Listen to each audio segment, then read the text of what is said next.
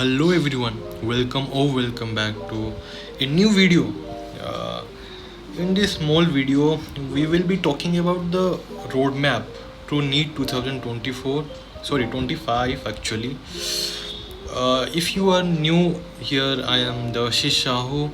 I scored 680 marks in NEET 2024 as a fresher and score 96 percentile in JEE. आज की इस video में हम बात करने वाले हैं बहुत टाइप ऑफ स्टूडेंट्स, तो जो फ्रेशर हैं या ड्रॉपर हैं, दोनों के बारे में इस वीडियो में बात करेंगे। नीट 2025। पहले बात कर लेते हैं फ्रेशर्स के बारे में।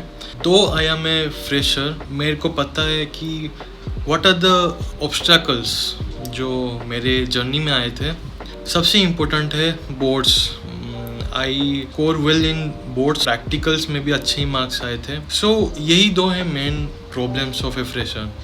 अगर ये दो स्टेप्स तुमने पार कर लिए तो NEET is very very easy. आपके पास अभी 7 मंथ्स है, उसमें से 2 मंथ्स निकाल दीजिए आपके बोर्ड्स एंड प्रैक्टिकल के लिए, और जो नेक्स्ट 2 मंथ्स मैंने यहाँ लिखा है 7 - 2 2 for boards and practical, 2 for final revision. Last के 2 मंथ्स में आपको बहुत प्रैक्टिस की ज़रूरत पड़ती है, तब आप थ्योरी में इतना ध्यान नहीं दे सकते।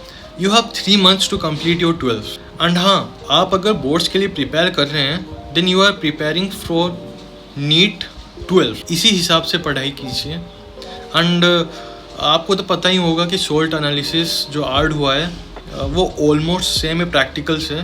प्रैक्टिकल आप बुक देखोगे, वहाँ पर सोल्ट एनालिसिस बहुत डिटेल में दिया गया है। So if you are thorough with that, you can use this 2 months as your benefit. आपको दिसंबर तक आपके पूरा सिलेबस कंप्लीट करना है।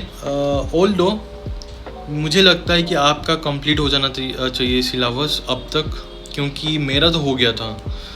मेरा दिसंबर तक हो गया था पूरा सिलेबस, उससे पहले ही हो गया था। फ्रेशर के लिए मैं एक अलग डिफरेंट वीडियो बनाऊंगा, पर्टिकुलर वीडियो जिसमें A to Z हर चीज़ का बात करूंगा मैं। दिस इज़ पर्टिकुलरली ड्रॉपर्स, मतलब थोड़ा सा ज़्यादा इंपॉर्टेंस मैं ड्रॉपर के लिए दे रहा हूँ। सो यू हैव फ्री टाइम, आपके पास एक एक्सपीरियंस भी है, एक्स्ट्रा एक्सपीरियंस। फाइनल 2 मंथ्स आपके लिए भी 7 - 2 मतलब 2 महीने आपको भी पर्टिकुलरली सिर्फ और सिर्फ थ्योरी को छोड़ के प्रैक्टिस करना है। मतलब 20 में थ्योरी देख लेना जो आता नहीं है, जो मुश्किल है, वरना आपको 2 मंथ्स बहुत ध्यान से सिर्फ क्वेश्चंस लगाने हैं। मतलब PYQs हो या कोचिंग के टेस्ट हो।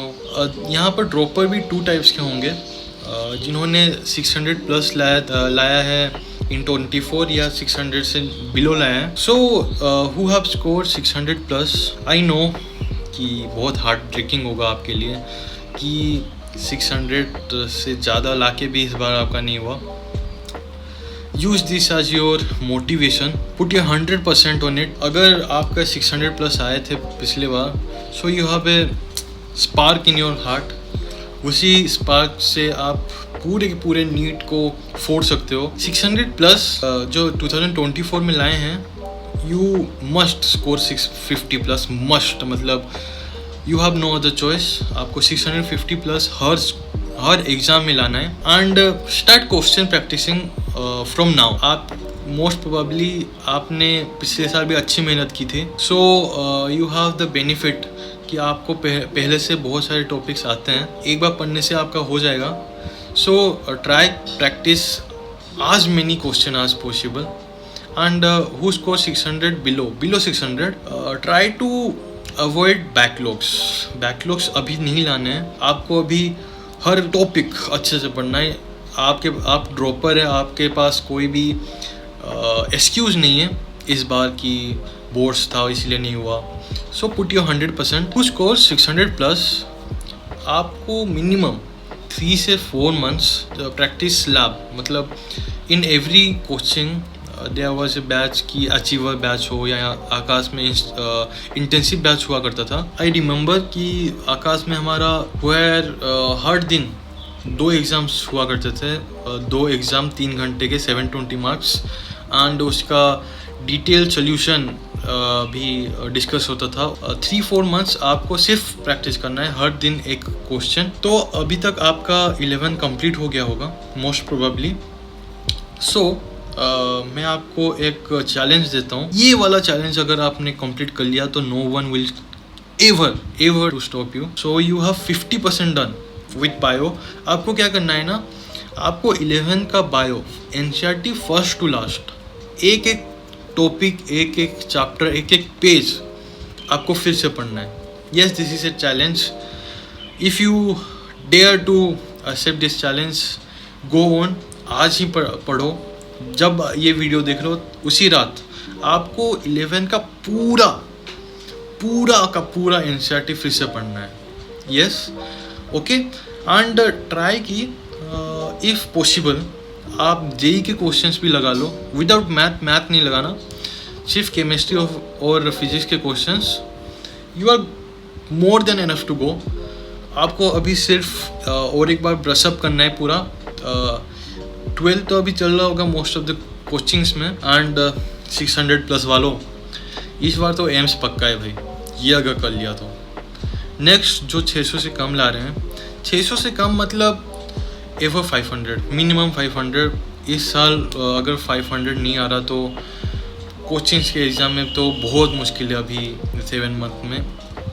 But if you try you can do it, you can prove me wrong. आपको मिनिमम 2 to 3 मंथ्स निकालना है। आई नो कि सिलेबस कंप्लीट मतलब 1 साल में आपको 2 साल का पढ़ाई करना है, बट ट्राई कि 2 मंथ्स आप निकाल सको सिर्फ क्वेश्चन प्रैक्टिस के लिए, सिर्फ क्वेश्चन प्रैक्टिस और कुछ नहीं। एक क्वेश्चन लगाना है 720 वाला, complete syllabus, and brush off your 11th regularly. Yes, so if possible 12 के साथ साथ 11 भी देखो। जब आपका बायो ख़त्म हुआ, बॉटनी जूलॉजी बोथ, आपको बैठना है रात भर, नो एक्सक्यूज़, निकालो बुक, A to B हर चैप्टर, हर एक पेज आपको फिर से पढ़ना है। एंड 12 और ट्राई कि 12 आज कंप्लीट कर सको। अगर ये सब आपने कर लिया, then NEET to 2025 you can crack it, I believe. With this, signing off, bye bye, take care। और हाँ, एनसीईआरटी ज़रूर पढ़ना।